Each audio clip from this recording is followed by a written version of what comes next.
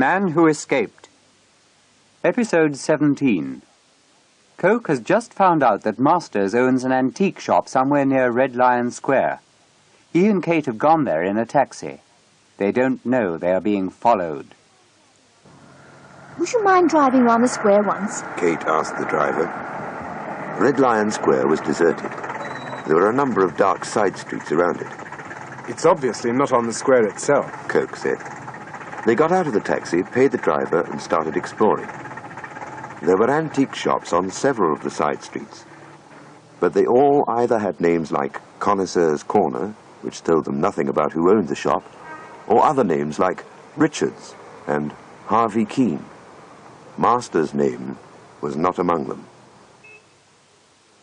Half an hour later, they were still looking. Kate kept glancing over her shoulder. She had the uncomfortable feeling that someone was following them, but she couldn't see anybody. I don't like wandering round the dark streets at this hour, she said. Someone's bound to notice us, she went on. I don't like doing it either. But what else can we do? We can't stop looking now. It might be our last chance, Coke answered. Suddenly, something in the window of a shop across the road caught his eye. The street was very dark, but the thing gleamed. It reflected the light of a passing car. They crossed the street. The thing was an old military saber, and it was in a window marked Antique Weapons and Military Antiques. There were old pistols, helmets, and other swords in the window.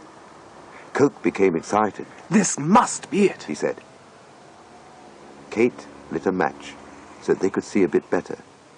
There was no name on the window, but there was a phone number on the door. Coke copied it down.